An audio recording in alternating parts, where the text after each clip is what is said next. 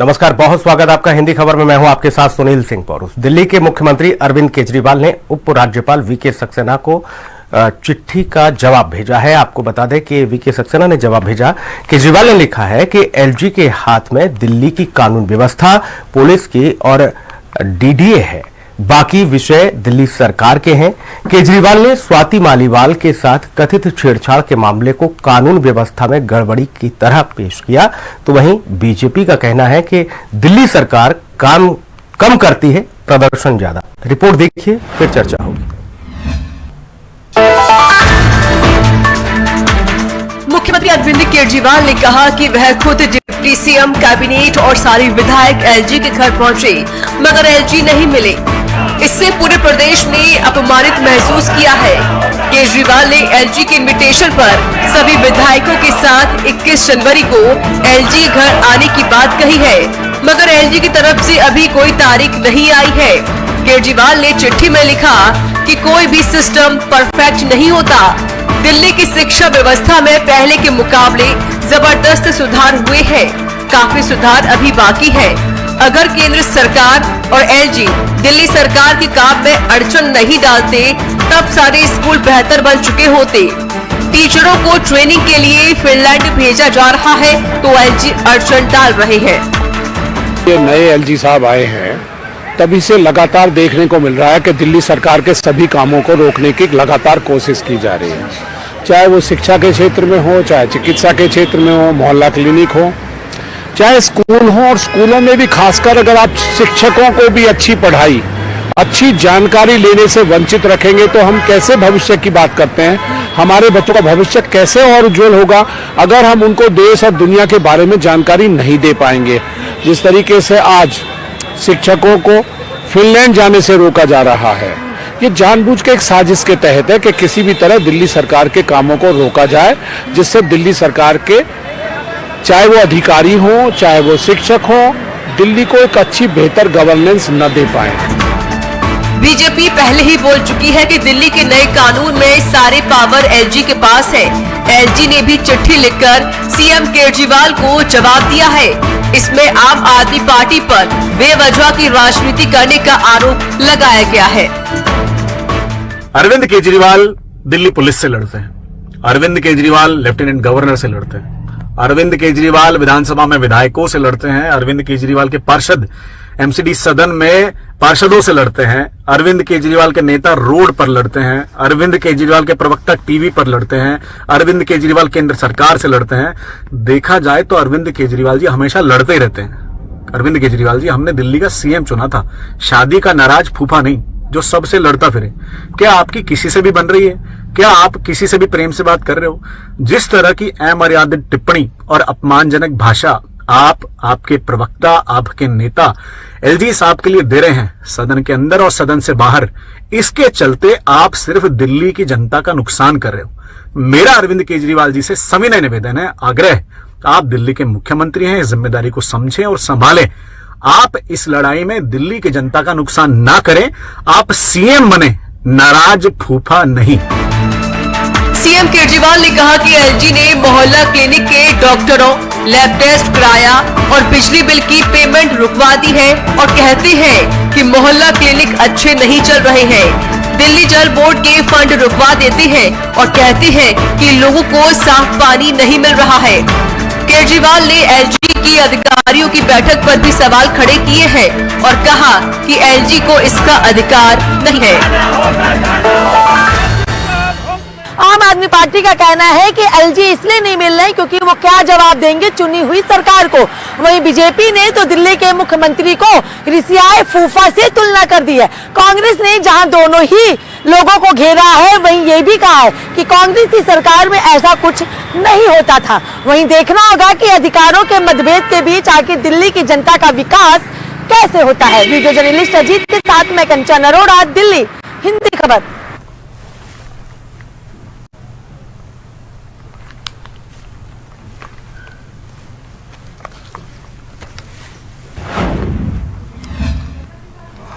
जी हां, तो दिल्ली के मुख्यमंत्री अरविंद केजरीवाल ने उपराज्यपाल वीके सक्सेना को उनकी चिट्ठी का जवाब भेज दिया है। केजरीवाल ने साफ तौर पर लिख दिया है कि दिल्ली के जो एलजी हैं उनके हाथ में दिल्ली की कानून व्यवस्था है और दिल्ली पुलिस के साथ ही डीडीए है।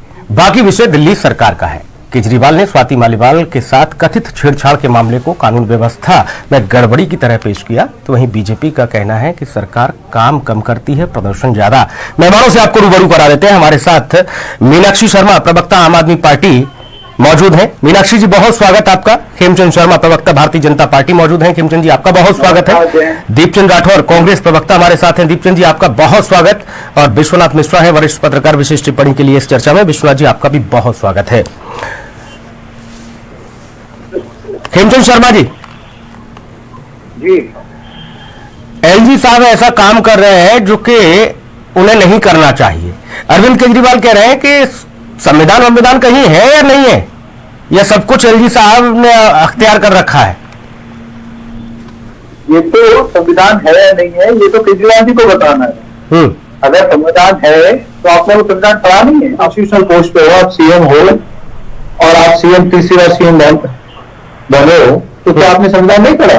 क्या संविधान देखा नहीं है? संविधान में पता नहीं है कि एलजी कौन होता है, एलजी की पावर क्या होती है, दिल्ली में एलजी की पोजीशन क्या है, दिल्ली में एडमिनिस्ट्रेशन की पोजीशन क्या है, दिल्ली में दिल्ली सरकार की पोजीशन क्या है, कौन किस चीज का अधिकारी है। और आप विधानसभा में इस तरीके से बातें करते हैं जैसे कोई गली गुंडा बात करता हो कि वो कौन है, वो मैं देख लूंगा, मैं उसको संभाल लूंगा, मैं उसको मार दूंगा, मैं उसको पीट लूंगा। इस तरीके की आप बातें करते हो तो आप खुद ही दिखाते हो कि आप किसी संविधान में, सिस्टम में विश्वास नहीं रखते। और रही बात अधिकार की, तो कोर्ट ने पहले डिफाइन किया, अभी भी कोर्ट में चल रहा है। जब डिफाइन हो जाएगा तो पता चल जाएगा, लेकिन अभी मत मानते। जो सिस्टम है वो तो आपको फॉलो करना पड़ेगा। और एलजी साहब जी, और इसीलिए वो आपसे सवाल कर रहे हैं, तो सवाल के जवाब देने में क्या दिक्कत है? कौन कहता है आपको कि आप काम मत करो? नहीं, एक जो अभी हाल ही में चिट्ठी भेजी है खेमचंद जी, हाल ही में जो चिट्ठी भेजी है उसमें उन्होंने लिखा है कि एलजी साहब के हाथ में दिल्ली की कानून व्यवस्था, दिल्ली की पुलिस और डीडीए है, बाकी विषय दिल्ली सरकार का है, उसमें हस्तक्षेप कर रहे हैं। और फिर वही बात, बाकी सब विषय एलजी के लिए किसने डिफाइन किया? केजरीवाल साहब कह रहे हैं। वही तो मैं कह रहा हूँ, किसने डिफाइन किया? इसका मतलब तो सिस्टम में विश्वास नहीं है।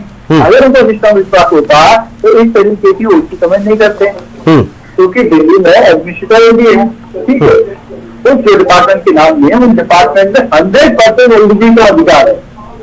बाकी के जितने भी डिपार्टमेंट है, वहाँ पे जो मिनिस्ट्री है, वहाँ पे जो सीएम है, वो काम करेंगे एलजी।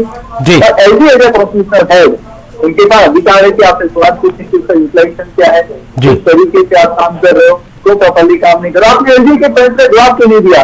क्यों दिल्ली के स्कूल में अटेंडेंस कम हो रही है?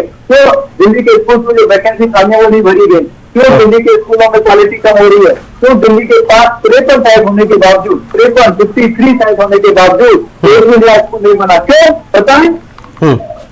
ठीक। मीनाक्षी शर्मा हमारे साथ जुड़ गए हैं आम आदमी पार्टी से। मीनाक्षी जी, आवाज मिल रही है आपको? हाँ जी। मीनाक्षी जी, बहुत स्वागत आपका। मीनाक्षी जी, भारतीय जनता पार्टी कह रही है कि दिल्ली में मुख्यमंत्री चुने थे, ये नाराज फूफा नहीं चुने थे, ये तो हर बात पर नाराज हो जाते हैं।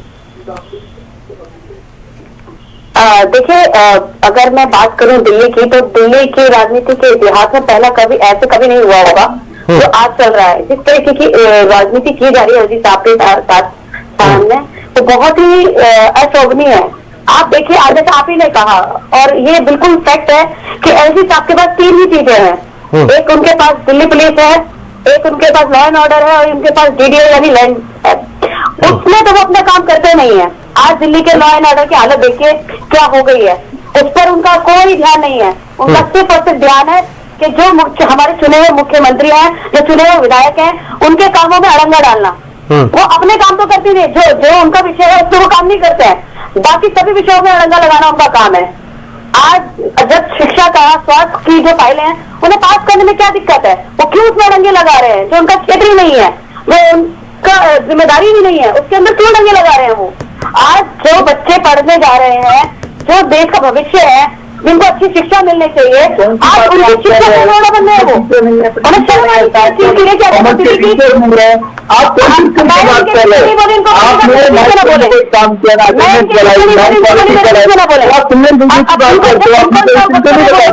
तब बोले अपना अपने विचार रखें अपने जब इनका समय आएगा अरे तो आप इतनी उल्टी बातें क्यों रखते पहली बात तो देखा गया है कि सरकार ने इतने झूठे आंकड़े पेश किए दिल्ली की जनता के आगे, वो भी अखबार के फ्रंट पेज पे उसका पूरा प्रचार कराया गया, झूठा प्रचार कराया गया, जिसमें उप मुख्यमंत्री जी ने हमको चिट्ठी लिखी है कि बहुत ही शर्मनाक है, ये एलजी साहब को शोभा नहीं देता है, इतनी अच्छी राजनीति शोभा नहीं देती है इनको कि वो इस तरीके की चीजें करें। वो बोलते हैं कि दिल्ली के जो बच्चे हैं, दिल्ली के सरकारी स्कूल में जो बच्चे हैं उनकी संख्या कम हुई है।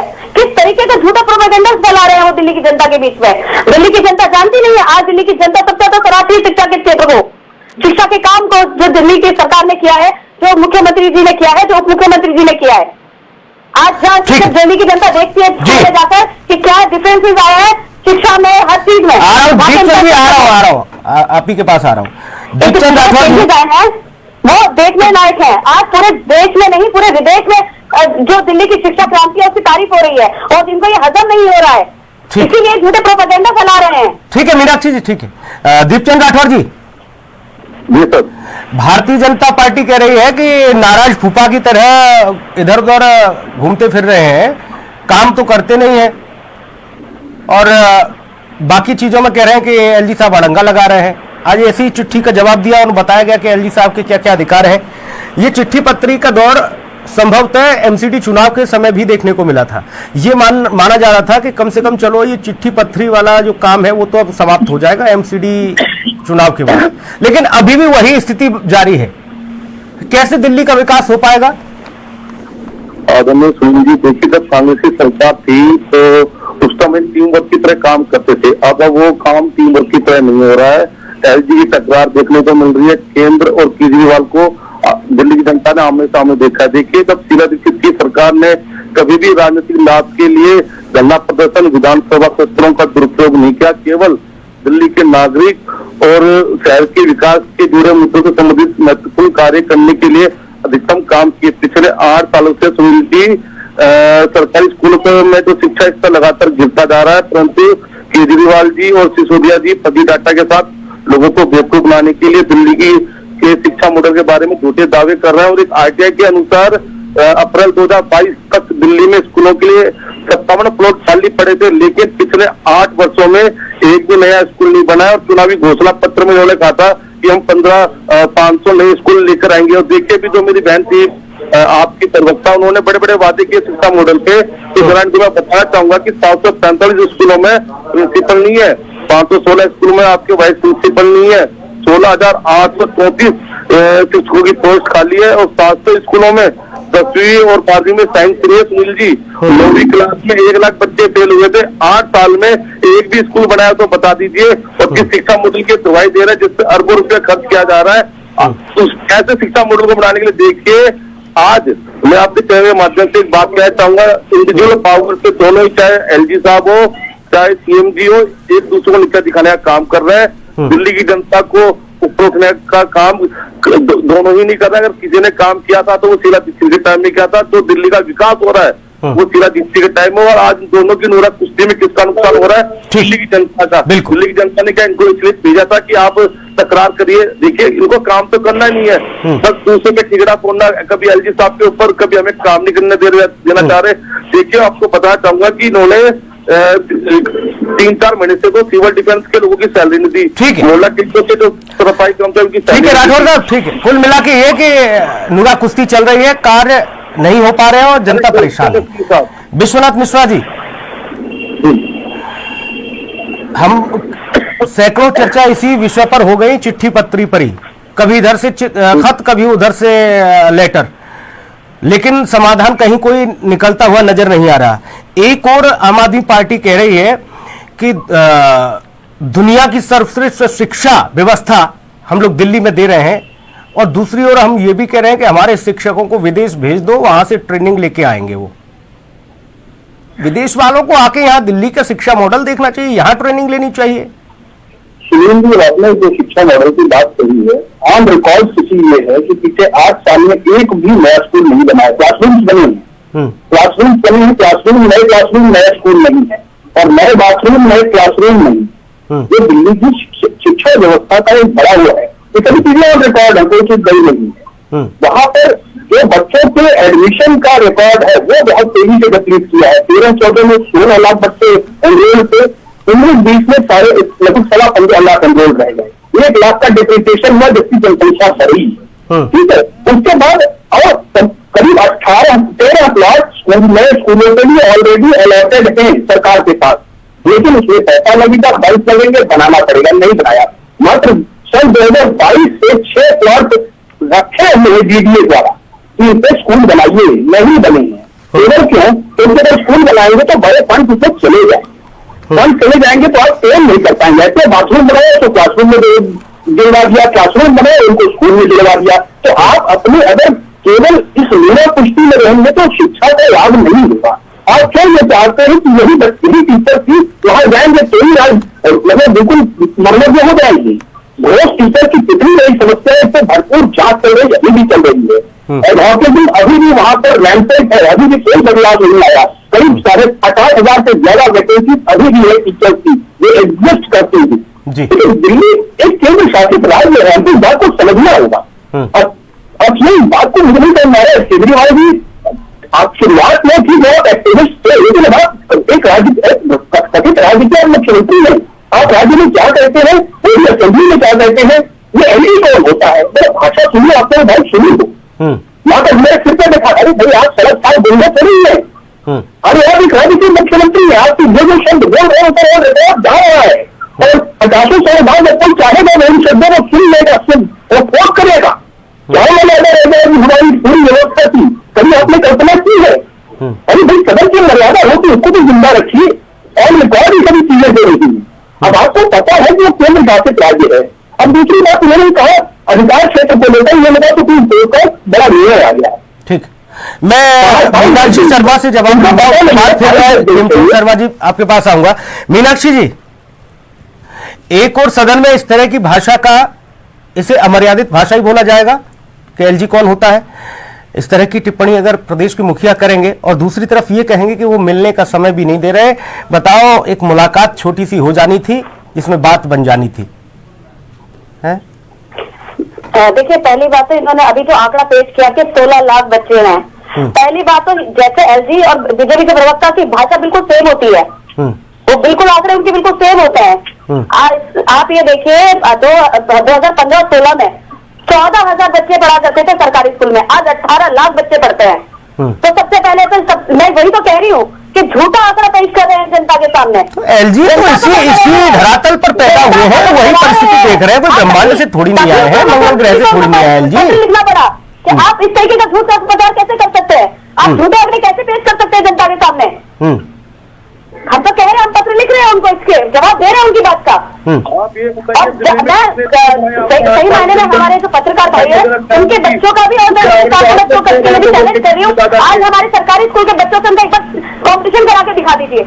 आज हमारी शिक्षा का स्तर इतना बेहतरीन हो गया है सरकारी स्कूलों का। मैं चैलेंज करती हूँ, बैठाइए सरकारी स्कूलों के बच्चों को, हमारे जो गरीब बच्चे हैं, जो ठेला चलाने वालों के बच्चे हैं, घर में काम करने वालों के बच्चे हैं, उनके बच्चों के अच्छा ठीक है मीनाक्षी जी, अगर शिक्षा के स्तर की बात करते हैं तो फिर ये बताइए, फिर ये शिक्षकों को बाहर ट्रेनिंग लेने की आवश्यकता क्यों है? देखिए, अगर गरीब फिनलैंड अगर उनको ट्रेनिंग में भेज रहे हैं, इसमें क्या दिक्कत है आप मुझे बताइए। हम तो दुनिया में सर्वश्रेष्ठ मॉडल है शिक्षा में, फिर हमसे सीखना चाहिए, हमारे यहाँ आकर सीखे लोग नहीं है। अगर उनके जो प्रिंसिपल्स हैं, अगर वो अच्छी ट्रेनिंग लेकर आएंगे तो अच्छा सीख कर आएंगे अपनी यूनिवर्सिटी से, अपनी इससे अच्छा और क्या हो सकता है? आपने कहा कि आप चैलेंज कर रहे हैं, कोई आ जाए और तकनीकी तौर पर या कैसे भी दृष्टिकोण से जवाब दे जाए, इससे अच्छा कुछ हो नहीं सकता भैया। बेहतर है, उसको और बेहतर बनाना है। अगर आपको कोई बेहतर से बेहतर बनानी है तो उसमें आपको निरंतर काम करते रहना पड़ेगा, और उसमें निरंतर काम करने के लिए आपको अपने टीचरों को शर्मा जी बनाना पड़ेगा। एलजी साहब आप ही लोगों की भाषा बोलते हैं, आप ही लोगों की भाषा बोलते हैं एलजी साहब भी। आप लोग दिल्ली की जनता के हित के बारे में नहीं सोच रहे, काम नहीं करने दे रहे हो। आप लोगों ने ऐसी बेड़ियां जका दी हैं दिल्ली सरकार को। सच की एक ही भाषा होती है और एलजी की सच की भाषा है, कुछ भी बोला तो सच है वो तो सच रहे। इन्होंने काम किया नहीं, इन्होंने सिर्फ दिखावा किया, प्रचार किया है।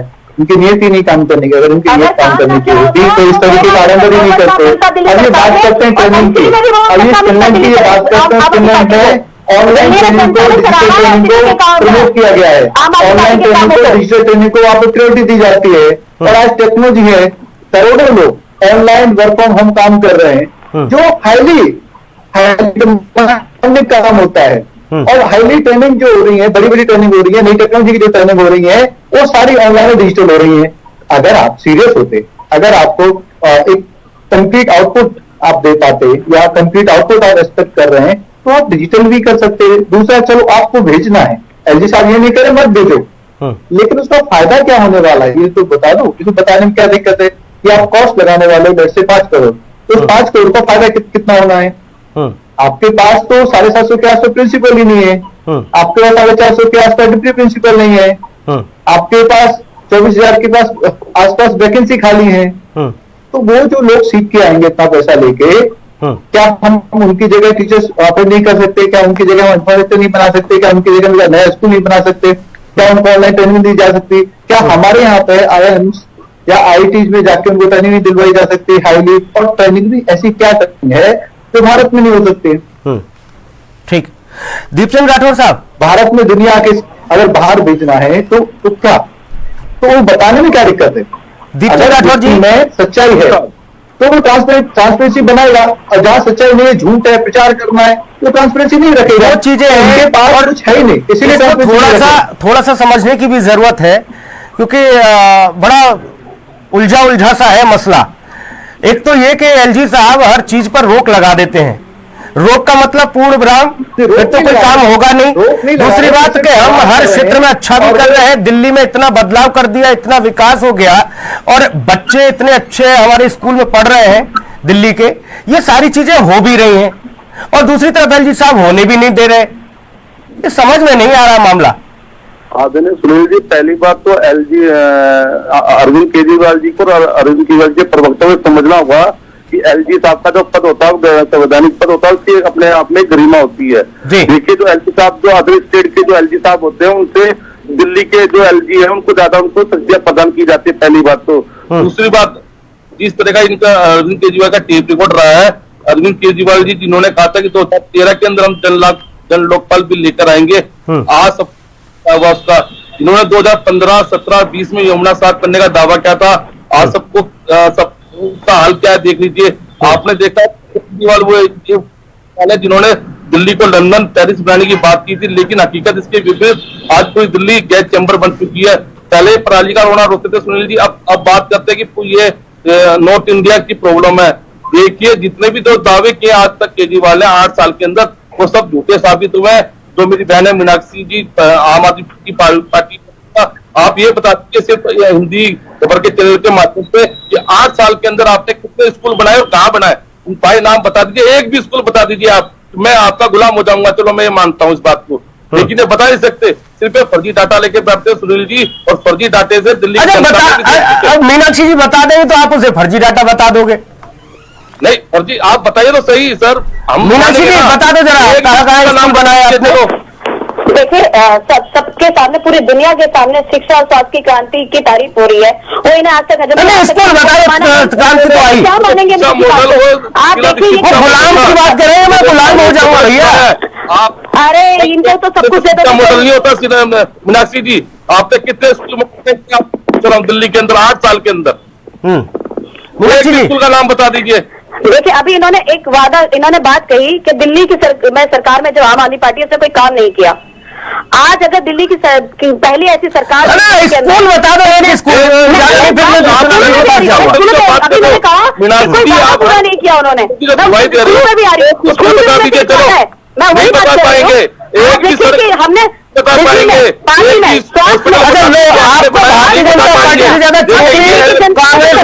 यहाँ तक कि जो हमने वादे नहीं किए थे वो भी पूरे करके दिखाए।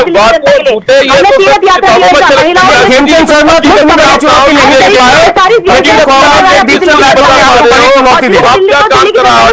हजम नहीं हो रहा है। आज सबसे बड़ी प्रॉब्लम यही है कि दिल्ली सरकार ने इतने काम कर दिए हैं, आज उनको हजम नहीं हो रहा है। सरकार ने स्कूल बता दे, स्कूल बता दे,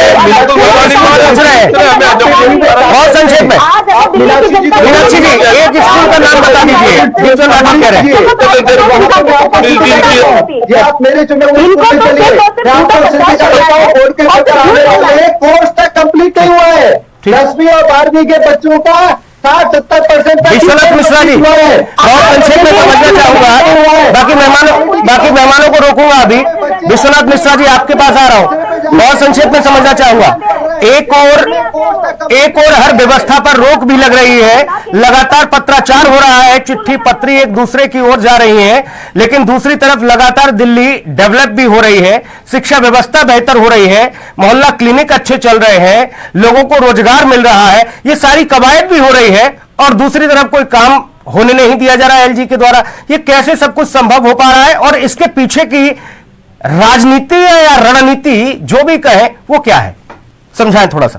सुनील जी, देखिए, केजरीवाल जी एक एक्टिविस्ट रहे हैं, वो उसी शैली में आज भी चलते हैं। वो बिल्कुल मिमिक्राइज कर देते हैं चीजों को, लोगों को घुमा फिरा लेते हैं, आम जनता को मैनेज कर लेते हैं, विक्टिम कार्ड बहुत बढ़ जाते हैं, इसमें कोई दो राय नहीं है। सीजीआई का सेवेट आदेश डेडलाइन का वो भी ऑब्जर्वेशन था सीजीआई का, जिसकी आड़ में लोग कह रहे हैं, जबकि उसके बाद जो एएसजी है एडिशनल सोलिसिटर जनरल, वो जब एक पुराना 9 जजेस के बेंच का एक ऑर्डर पेश किया पुराना, तो 1996 का, उसके बाद फिर से पुनः सुनवाई हुई है, और अगर उसको वो रिव्यू नहीं करते, मतलब उसको कंटिन्यू नहीं करते हैं, जिसमें की साजिश में ये है कि दिल्ली की स्टेटस भी किसी भी यूनियन टेरिटरी के ठीक बराबर है। वो 9 जज बेंच है, अगर उसको ओवररूल करना है तो कम से कम 11 जज की बेंच को कंस्टिट्यूट करना पड़ेगा प्रेजेंट सुप्रीम कोर्ट को, नंबर 1।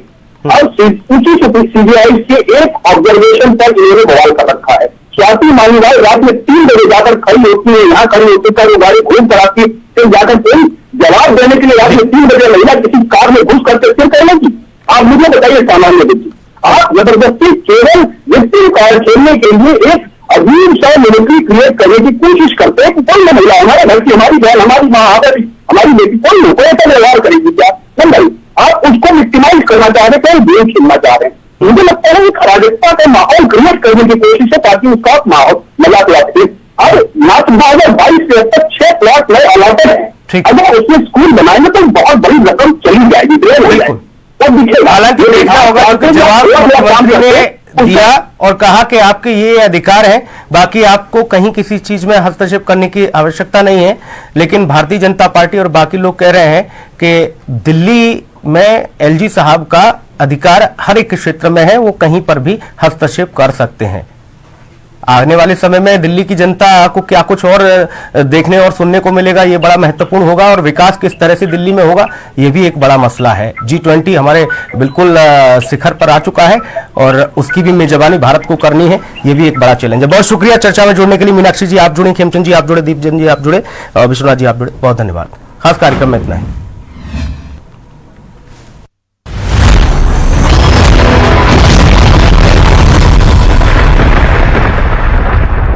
सब कुछ आजमाया और तब मैंने माना कि सिर्फ सच्ची सहेली ही है महिलाओं के उन मुश्किल दिनों की हर समस्या, जैसे कठिन दर्द, अनियमितता, खून की कमी, थकान व कमजोरी जैसी सभी प्रॉब्लम्स के लिए नंबर 1 औषधि एवं टॉनिक। आम आदमी क्लिनिक नाल बदल रहा पंजाब, मुफ्त दवाई मुफ्त इलाज निखर रहा पंजाब।